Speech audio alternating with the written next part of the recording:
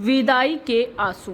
Love marriage का सपना देखने वाली भानु ने आखिर माता पिता की खुशियों के लिए अरेंज मैरिज कर ही ली, लेकिन परिवार को लेकर मन का डर वह कैसे निकाल पाएगी। भानु ने जब आंखें खोली तो उसके बगल में एक गिफ्ट बॉक्स रखा था जिस पर लिखा था शादी की 25वीं वर्षगांठ की बधाई संगिनी। उस बॉक्स को खोले बिना ही भानु अपने जीवन के 25 साल पीछे चली गई। जब उसने अपना MBA पूरा किया था और वह अपने सपनों की एक अलग ही दुनिया में रहती थी।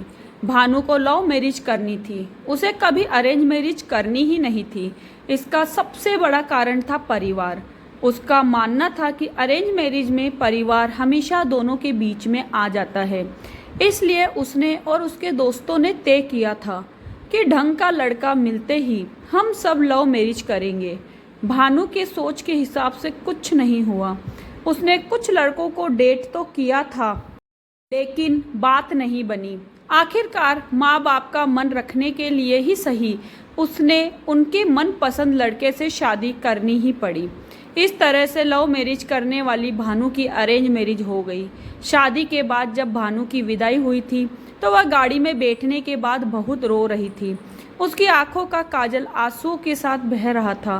तभी चेहरे के सामने एक सफ़ेद रुमाल आता है जो किसी और ने नहीं बल्कि उसके पति ने उसकी तरफ बढ़ाया था। रुमाल लेकर भानु ने आंसू पोंछे। आंखों से बहा काजल उस सफ़ेद रुमाल पर लग गया। सॉरी, मैंने आपकी रुमाल गंदी कर दी, मैं इसे धुल दूंगी, भानु ने राजीव से कहा। राजीव ने उसके हाथ से रुमाल लेते हुए सिर्फ इतना ही कहा, कोई बात नहीं। थोड़े ही देर में गाड़ी राजीव के घर पहुंच गई। भानु को अब उनका ही सामना करना था जिनके कारण वह अरेंज मैरिज नहीं करना चाहती थी। दरवाजे पर परिवार के सभी सदस्य आरती की थाली लिए नई दुल्हन का इंतजार कर रहे थे। भानु का स्वागत बड़ी ही धूमधाम से किया गया। गृह प्रवेश के बाद शादी की बची हुई रस्मों को जल्द ही खत्म किया गया। भानु की सास ने अपनी बेटी से कहा, भाभी को उनके कमरे में ले जा, आराम करने दे, बहू बहुत थक गई है। कामिनी तुरंत उठी और भानु को उसके कमरे में ले गई। भाभी, आप यहाँ आराम करिए, कुछ भी ज़रूरत हो तो मुझे बुला लेना। भारी लहंगे और जेवरों को उतारने के बाद भानु फ्रेश होकर सो गई। 5 घंटे बाद उसकी आँख खुली तो देखा कि रात के 8 बज रहे थे। राजीव को कमरे में आता देख वह थोड़ा सकपका गई। अरे आराम से, ऐसे झटके से नहीं उठते, राजीव बोला। हल्की मुस्कान के साथ भानु बोली, लगता है कि मैं कुछ ज़्यादा ही सो गई। तभी दरवाजे पर दस्तक के साथ भानु की सास अंदर आते हुए बोली, नहीं बेटी, शादी की थकान है, चंद घंटों की नींद से थोड़े ही जाएगी।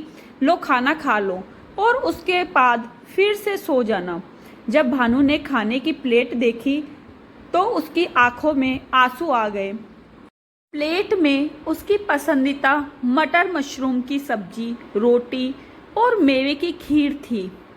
मम्मी जी, आपको कैसे पता कि ये मेरा पसंदीदा खाना है? भानु ने अपनी सास से पूछा। इतने में कामिनी पानी की बोतल लाते हुए बोली, परिवार में सबको एक दूसरे की पसंद पता है भाभी, इसलिए आपके आने से पहले ही आपके जानने वाले लोगों के साथ बातचीत करके भैया और मम्मी ने आप पर पूरी PhD कर ली है। अब आपको कुछ बताने की ज़रूरत नहीं है, हमें सब पता है कि आपको क्या पसंद है और क्या नहीं। कामिनी की ये बातें सुनकर भानु ने अपनी सास का हाथ चूम लिया। थैंक यू मम्मी, मुझे परिवार में अपना एक अलग दर्जा देने के लिए। उस दिन से भानु के मन में परिवार को लेकर रहने वाला डर कहीं दूर चला गया। उसने परिवार को अपना माना और परिवार ने उसे अपनाया। इस तरह से हंसी खुशी रहते हुए भानु और राजीव की शादी को आज 25 साल पूरे हो चुके थे। भानु ने अपनी अतीत से वर्तमान में आते हुए उस गिफ्ट बॉक्स को खोला तो देखा उसमें काजल लगा हुआ वही सफ़ेद रुमाल था जिससे भानु ने अपनी विदाई के आंसू पोंछे थे।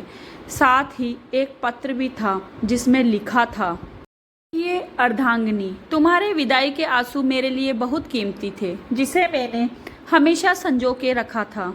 मुझे पता था कि तुम एक परिवार छोड़कर आ रही थी, इसलिए यहाँ पर हमने तुम्हारे लिए एक दूसरा परिवार तैयार कर रखा था। मेरे साथ अपना जीवन साझा करने के लिए शुक्रिया।